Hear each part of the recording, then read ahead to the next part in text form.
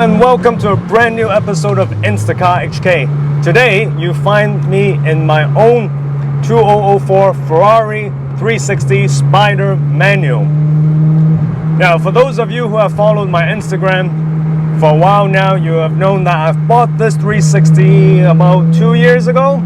And aside from one or two morning drive videos, I've never actually did a proper review of this car. And I thought it's time I did that, and also to give you an update on the car's ownership status, as in the money I've spent on it so far, which is quite a bit, because these sort of modern-ish Ferraris are actually quite relatively expensive to maintain.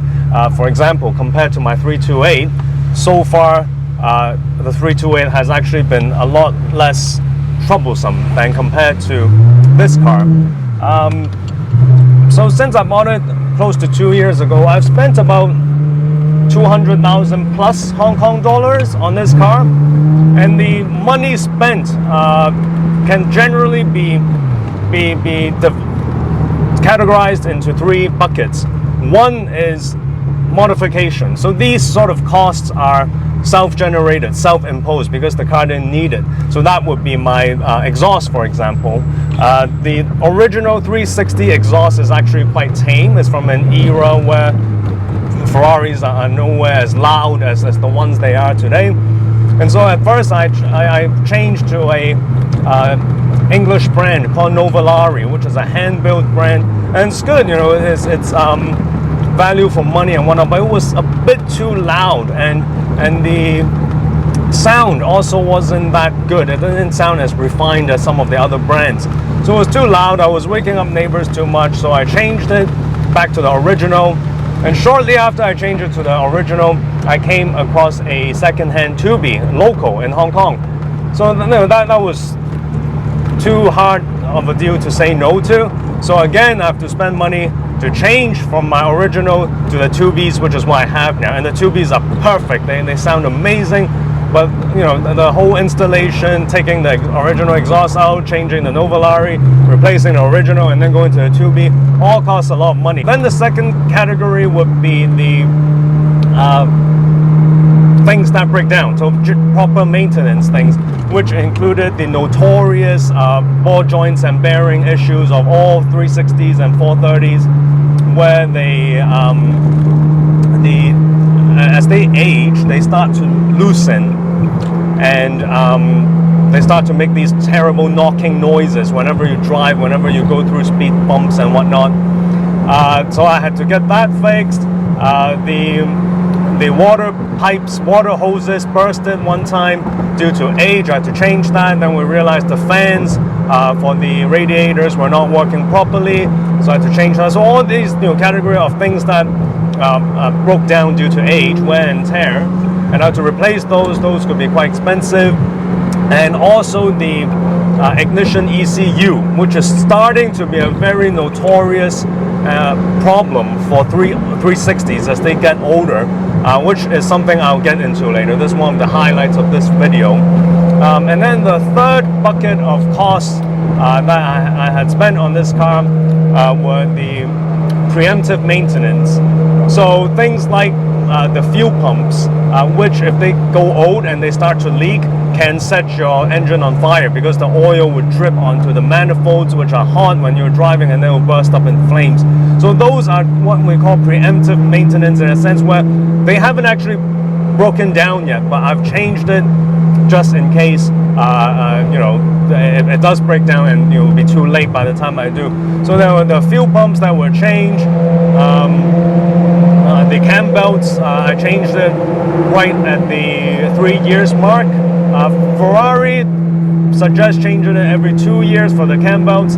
Some owners say they could last to 5 to 6 years, depends on how much you drive it. For me, again, preemptive maintenance, so I change it at the 3-year mark just to be safe, because once your cam belt is gone, your whole engine is gone, it will be very costly.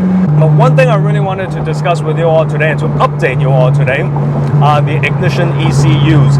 So the Ferrari 360 has two what they call ignition ECUs on both sides of the engine bay. And what they do is, as the name suggests, is it controls the feeling and the throttle body. When you start the car. Because the ECUs are inside the engine bay, it can get very hot. And then, so it's either cool down or hot, cool or hot. So it goes through a lot of heat cycles, which is not a good thing for a computer ECU. So now that the 360 is getting a bit older, they start to break down. And these ECUs are actually made by Bosch, and they're no longer in production. And unfortunately, the way Bosch made these ECUs is that they added a layer of glue-like substance which gels all the circuit boards and everything together. So when they break, you actually can't fix it. You have to replace the whole ECU. And as mentioned, because they are no longer in production, supply of the ignition ECUs are getting really scarce. And there are actually quite a few YouTube videos that you will see talking about the fixing or the changing of the ignition ECU. So when the ignition ECU goes, your car won't start. And in fact, when it doesn't start, you also hear a huge flapping noise in your engine.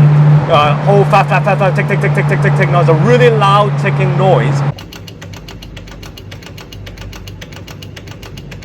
And that's because that's actually due to the throttle body, the throttle flap going crazy, flapping non-stop because it's not getting any, it's not getting the correct signal from the ECU. So that's when you know your ECUs are starting to go. Some of them go completely and you wouldn't be able to start your car at all. For mine, 2-3 months ago, it started having these symptoms from time to time. So for every 20 times that I start the car, maybe for 3 times, it will have that flapping symptom and it wouldn't start.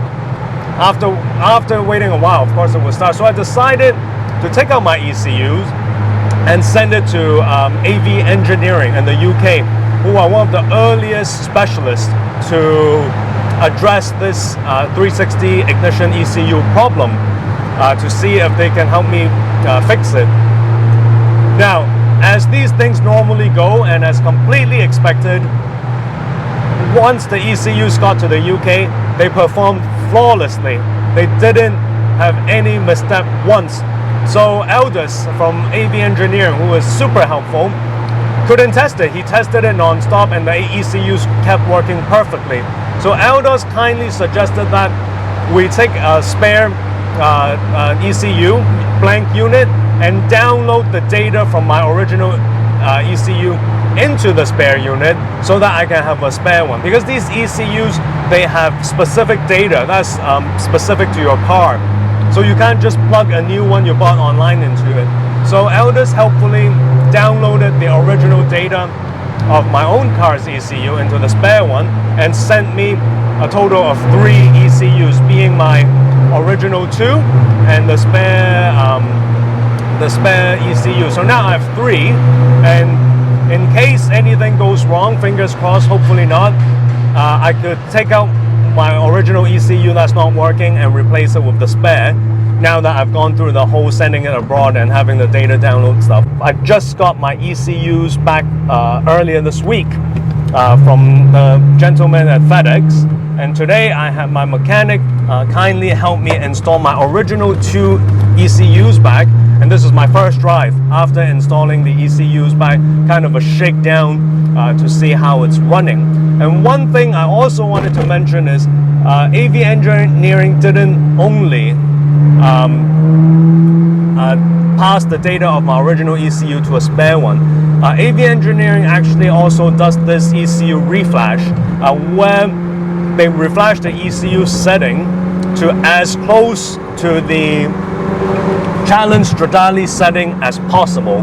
I say as close as possible is because, as you can imagine, the 360 Challenge Stradale has a lot of different parts than the original 360. The difference is not just by the ECU setting. So the mass airflow sensor, for example, in the Challenge Stradale is very different from the original 360. But AV Engineering, through their years of tuning, they have found a mapping which puts the original 360 to as close to the Stradale as possible. And this is actually a very mature process that AV Engineering has done. Most of you would have watched the YouTube channel Seen Through Glass, and Seen Through Glass's Sam has had the same reflash done to his 360 a few years ago. So this, now my car is supposed to be enhanced, it's supposed to drive more like the 360 Challenge Stradale. And today is also my first time trying to see how much different it is from original. I'm just hoping to find some clear roads. The car is very much warmed up now, and I'm gonna step on it later and see how much faster it is now that I have a closer to Challenge Stradale ECU setting than normal.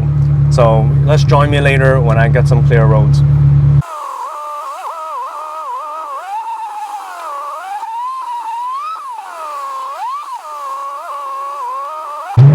Alright, after going through that terrible Wan Chai Causeway Bay traffic on Saturdays, we are having a glimpse of some potential open roads, hopefully. Well, let's see how it goes. Nope, still stuck.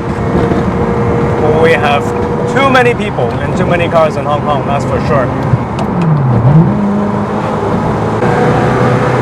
Alright, let's go.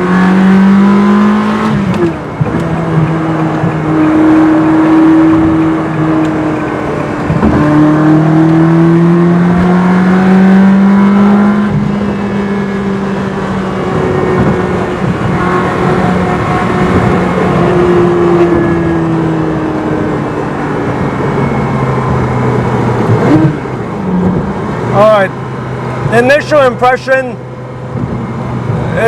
the difference is not that big. It's not like, you feel like a different car. I feel like another extra 100 horsepower. That's not the case. But the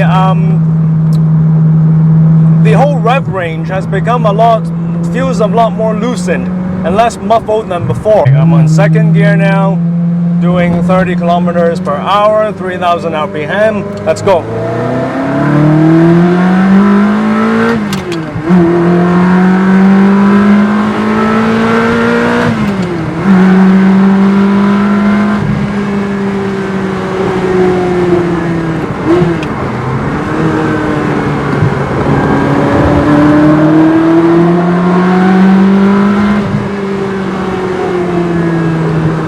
It is quicker.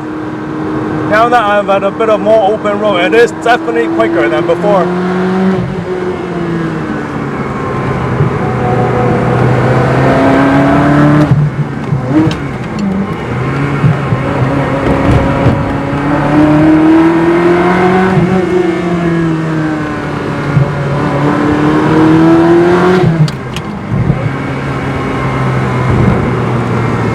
Right. Traffic again. But I have forgotten how exhilarating this car is when you're really stepping on it, especially with that 2B exhaust. You must need a 2B or Challenge Stradale exhaust when you have a 360.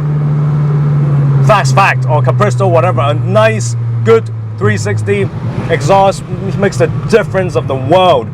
And just now, from the drive just now, I think the car is certainly quicker, with the ECU change than original.